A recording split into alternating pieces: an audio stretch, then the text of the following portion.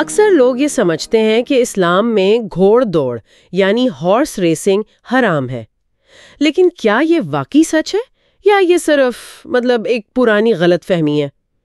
آج ہم ذرا گہرائی میں جائیں گے، اس کی تاریخ اور جو اصل روایات ہیں ان کا جائزہ لیں گے تاکہ سمجھ سکیں کہ یہ گھوڑ دوڑ کا معاملہ اصل میں ہے کیا یہ واقعی منع ہے یا شاید ہم نے اسے ٹھیک سے سمجھا ہی نہیں۔ ہمارے پاس جو مواد ہے آج وہ گھوڑوں کی تاریخ پر ہے اور خاص طور پر اسلامی ثقافت میں ان کی کیا اہمیت رہی ہے اس پر روشنی ڈالتا ہے۔ اور خود قرآن میں بھی الخیل یعنی گھوڑوں کا ذکر ملتا ہے کئی جگہوں پر، جیسے سورۃ العادیات میں ہے، قسم ہے ان گھوڑوں کی جو ہانپتے ہوئے دوڑتے ہیں پھر تاپ مار کر چنگاریاں نکالتے ہیں، اور سورۃ النحل میں تو صرف سواری نہیں بلکہ زینت اور دوڑ کے بھی ان کی تعریف کی گئی ہے۔ بالکل، اور آج ہماری بات چیت کا مقصد بھی یہی ہے کہ ان ذرائع کو دیکھتے ہوئے یہ سمجھیں کہ تاریخی طور پر گھوڑوں کی کیا اہمیت رہی، خاص کر عرب دنیا اور اسلامی دنیا میں، اور پھر گھوڑ دوڑ کے بارے میں اسلامی تعلیمات کیا ہیں، روایات کیا کہتی ہیں۔ کوشش کریں گے کہ غیر جانبدارانہ تصویر سامنے آئے۔ چلیں پھر شروع کرتے ہیں گھوڑوں کی بالکل ابتدائی تاریخ سے۔ یہ جانور تو ہزاروں سال سے انسان کے ساتھ ہے۔ جی ہاں، بہت ہی پرانی بات ہے۔ آپ سوچیں، فرانس میں لاسکو کی غاریں ہیں، وہاں 30,000 سال پرانی پینٹنگز میں گھوڑے نظر آتے ہیں۔ جنگوں میں ان کا استعمال وہ تقریباً 1500 قبل مسیح سے پہلے میسوپوٹیمیا میں شروع ہوا، رتھ کھینچنے کے لیے۔ ایک بحث یہ بھی چلتی رہی کہ پہلے رتھ کے لیے استعمال ہوئے یا سواری کے لیے۔ کچھ ماہرین تھے جیسے کینن ٹیلر، ولیم رڈجوے، ان کا خیال تھا کہ شروع کے گھوڑے ذرا چھوٹے تھے، شاید سواری کے لائق نہ ہوں، لیکن پھر میکس مولر جیسے اسکالرز آئے، انہوں نے ویدک تحریروں کا حوالہ دیا کہ نہیں، ہندوستان میں تو رتھ اور سواری۔ اور یہ بات تو واقعی حیران کن ہے کہ آج کا جو اتنا شاندار ریس کا گھوڑا ہے تھورو برڈ، اس کی نسل ایک لومڑی جتنے چھوٹے جانور ایوہپس سے شروع ہوئی۔ ذرائع بتاتے ہیں کہ 17ویں صدی کے آخر تک عربی، ترکی یعنی باربری اور انگریز گھوڑیوں کی نسل کشی سے یہ ہائیبرڈ نسل تیار ہوئی۔ جی، اور جہاں تک گھوڑ دوڑ کی بات ہے تو اس کی بالکل شروع کی تاریخ تو تھوڑی غیر یقینی ہے، لیکن بابل، شام، مصر میں مقابلے ہوتے تھے، اس کے شواہد ہیں۔ تقریباً 1400 قبل مسیح کی کیپاڈوشیا، جو آج کل ترکی میں ہے، وہاں سے مٹی کی تختیاں ملی ہیں جن پر ریس کے گھوڑوں کی ٹریننگ کے طریقے تک لکھے ہوئے ہیں۔ او واہ! اور یونانی اولمپکس میں تو یہ باقاعدہ شامل تھے ہے نا؟ میں نے پڑھا تھا کہ رتھ دوڑ بھی تھی اور سواروں کی دوڑ بھی۔ بالکل، 4 گھوڑوں والی رتھ دوڑ تو 664 قبل مسیح میں شامل ہوئی، اور پھر سوار گھوڑوں کی دوڑ بھی آئی 624 قبل مسیح میں، حتیٰ کہ زین کے ساتھ ریسنگ بھی بعد میں شروع ہوئی۔ تو گھوڑ دوڑ کا ارتقا جو ہے وہ جنگ، رتھ دوڑ اور شکار ان سب سے جڑا ہوا ہے۔ برطانیہ میں بھی رومی قبضے کے زمانے میں ملکہ بوڈیکا کے قبیلے کے سکوں پر گھوڑے ملتے ہیں۔ انگلینڈ میں جو پہلی باقاعدہ ریس کا ریکارڈ ملتا ہے نا، وہ 210 عیسوی کا ہے، یارک شائر میں۔ اور دلچسپ بات یہ کہ اس میں عربی گھوڑے دوڑے تھے جو رومی شہنشاہ سیویرس کے ساتھ آئے تھے۔ بعد میں پھر 1540 میں بادشاہ ہنری اٹھم نے چیسٹر میں پہلا سرکاری ریس کورس بنایا اور چاندی کی گھنٹی کا انعام رکھا۔ اچھا، تو یہ تو ہوئی قدیم تاریخ۔ اب آتے ہیں ذرا عرب اور اسلام میں گھوڑوں کی اہمیت کی طرف۔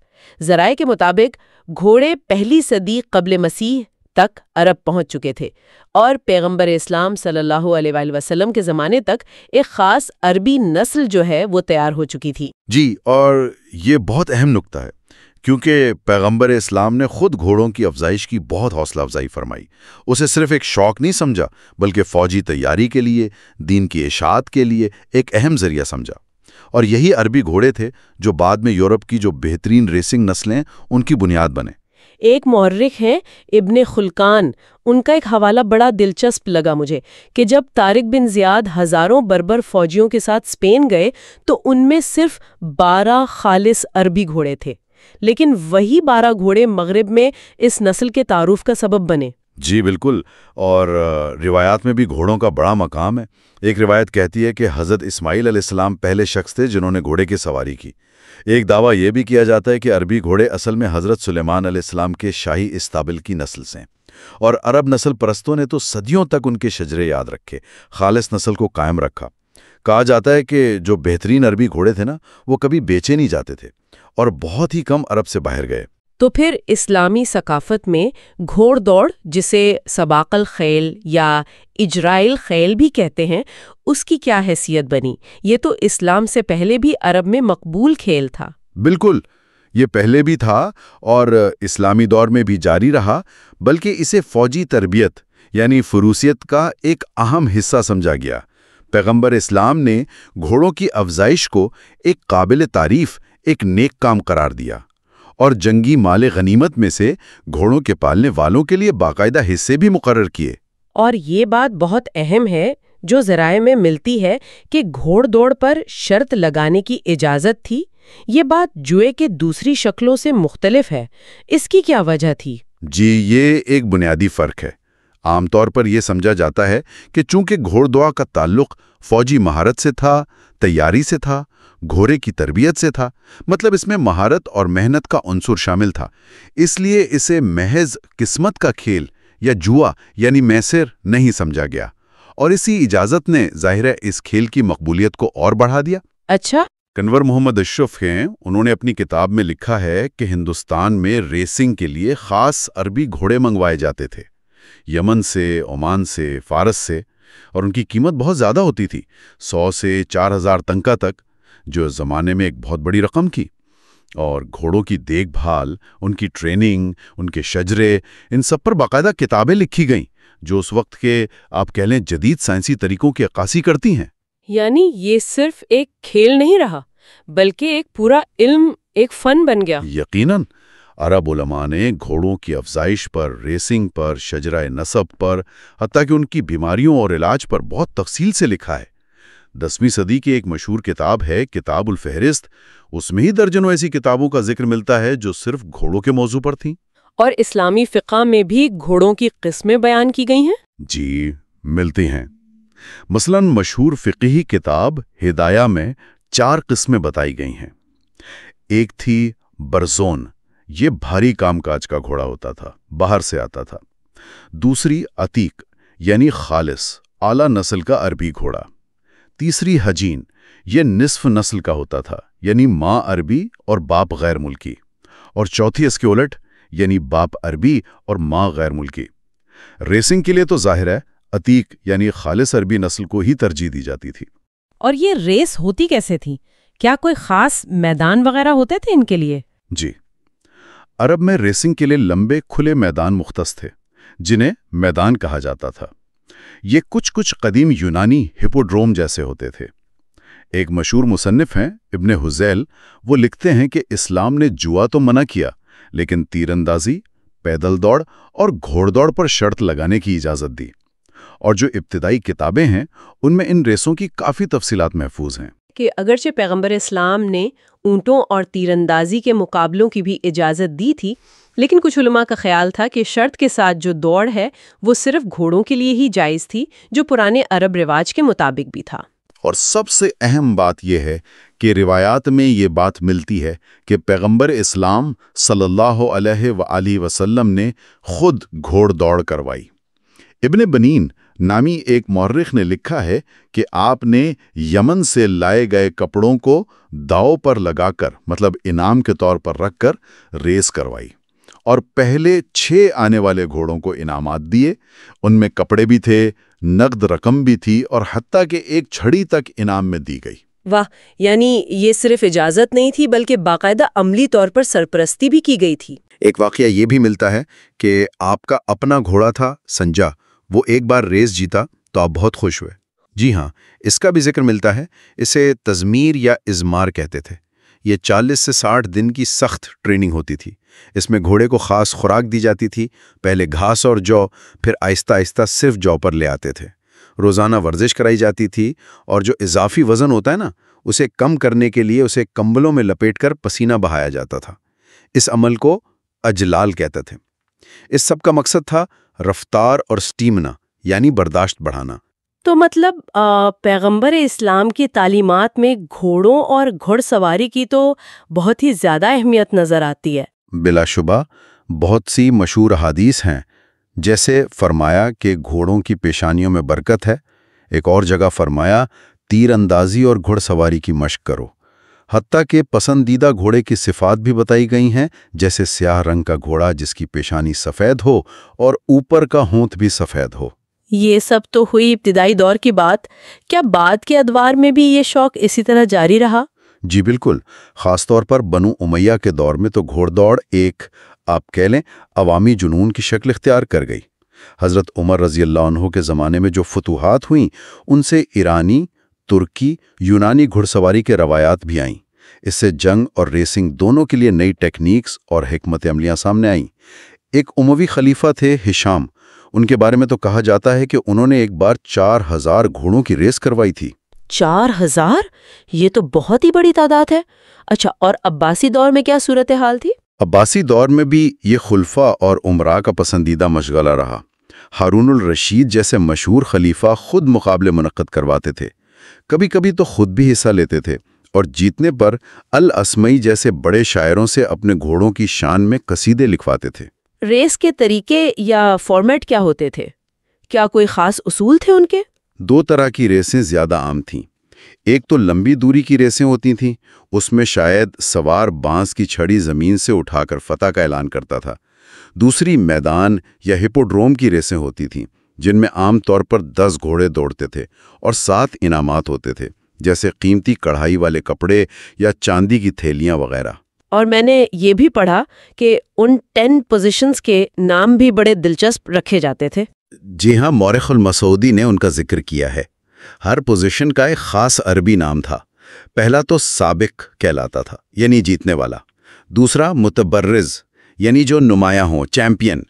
تیسرا مجلی، یعنی وہ گھوڑا جو اپنی کامیابی سے مالک کا غم دور کر دے۔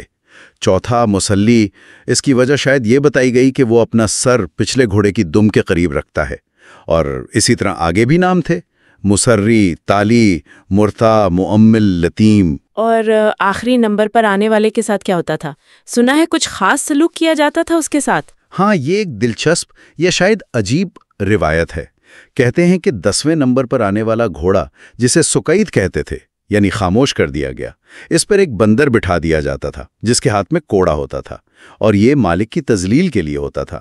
جبکہ جو جیتنے والے ہوتے تھے ان کا شاندار استقبال ہوتا تھا، انہیں خلعت پہنائی جاتی تھی۔ یہ سب چیزیں اس کھیل سے جڑے ہوئے سماجی پہلوؤں کو ظاہر کرتی ہیں۔ تربیت یعنی تزمیر کا ذکر تو پہلے بھی آیا، اس کے علاوہ گھوڑوں میں کیا خوبیاں پسند کی جاتی تھیں؟ کیا معیار تھے؟ الاسمائی جیسے جو ماہرین تھے انہوں نے لکھا ہے کہ عرب اونچا پیٹ پسند کرتے تھے، چھوٹی کمر، اگلی ٹانگوں کی لمبی پنڈلیاں اور پچھلی ٹانگوں کی چھوٹی پنڈلیاں۔ کچھ اور علامتیں بھی اچھی سمجھی جاتی تھیں، جیسے ماتھے پر سفیدی یا ٹخنوں سے اوپر سفیدی یا بالوں کے کچھ خاص بھنور ہوتے ہیں۔ اور ظاہر ہے سوار کے لیے علم الفروسیت یعنی گھڑ سواری کا مکمل علم ہونا بہت ضروری تھا۔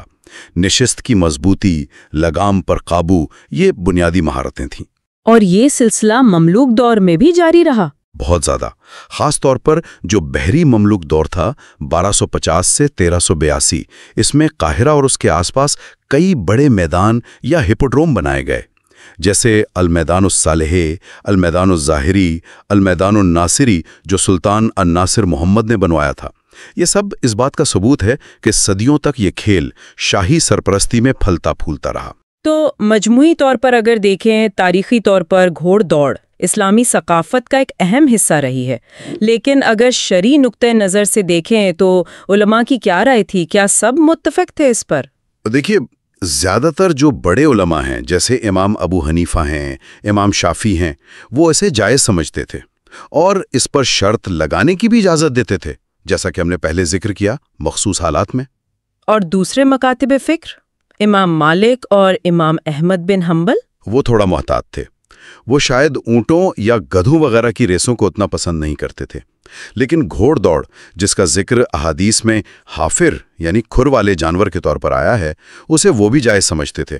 تو بنیادی طور پر ایک اتفاق رائے پایا جاتا تھا کہ گھوڑ دوڑ جائز ہے، اس میں کوئی بڑا اختلاف نہیں تھا۔ ایک مشہور مورخ ہیں سید امیر علی، انہوں نے اپنی کتاب میں لکھا ہے کہ گھوڑ دوڑ ہمیشہ سے عربوں کا جنون رہی ہے، بغداد میں بھی اور دمشق میں بھی، اور وہ یہ بھی کہتے ہیں کہ گھوڑوں پر شرط لگانا واحد کھیل تھا جو اسلامی قانون میں جائز یعنی مباح قرار دیا گیا۔ یہ تو ہوئی ماضی کی باتیں. کیا آج کے دور میں بھی اس روایت کا کوئی تسلسل ہمیں ملتا ہے؟ جی، ایک دلچسپ مثال موجودہ دور کے اسماعیلی اماموں کی ہے. ان کے خاندان میں گھوڑوں کی افزائش نسل اور ریسنگ کی روایت نسل در نسل چلی آ رہی ہے. اچھا، یہ تو دلچسپ بات ہے. اس بارے میں کچھ بتائیں. 48ویں امام تھے سر سلطان محمد شاہ یعنی آغا خان سوم. انہوں نے اپنی یادداشتوں میں لکھا ہے کہ گھوڑوں سے ان کی دلچسپی زندگی بھر رہی.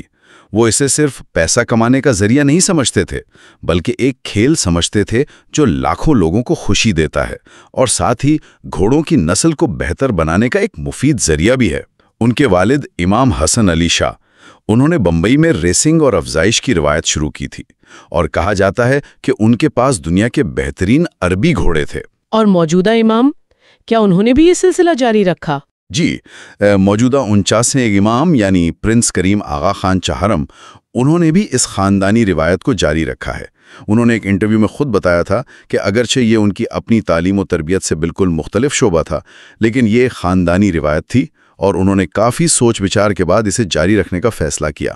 انہوں نے یہ بھی تسلیم کیا کہ یہ اب صرف کھیل نہیں رہا، بلکہ ایک بہت بڑی انڈسٹری بن چکا ہے. تو یہ مثال یہ دکھاتی ہے کہ گھوڑوں سے لگاؤ اور ریسنگ کی روایت کم از کم بعض مسلم حلقوں میں آج بھی زندہ ہے. جی بالکل، یہ اس طویل تاریخی تسلسل کی ایک آپ کہہ سکتی ہیں کڑی ہے. تو آج کے سارے گفتگو کا خلاصہ کیا ہے؟ ہم نے کہاں سے بات شروع کی تھی اور اب ہم کہاں پہنچے ہیں؟ ہم نے شروع اس سوال سے کیا تھا کہ کیا اسلام میں گھوڑ دوڑ حرام ہے، اور تاریخ اور روایات کا جائزہ لینے کے بعد یہ بات کافی واضح ہو جاتی ہے کہ گھوڑ دوڑ کو نہ صرف جائز سمجھا جاتا رہا، بلکہ اس کی حوصلہ افزائی بھی کی گئی، خاص طور پر فوجی تیاری اور مہارت کے حوالے سے.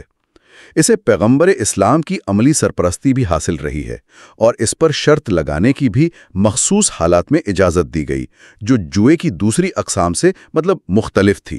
بالکل. اگرچہ علماء کے درمیان کچھ تفصیلات پر معمولی اختلاف رائے ہو سکتا ہے، لیکن عمومی اتفاق یہی تھا کہ یہ جائز ہے. تو یہ خیال کہ یہ مکمل طور پر حرام ہے، یہ غالباً تاریخی اور شرعی سیاق و سباق کو پوری طرح نہ سمجھنے کا نتیجہ ہے.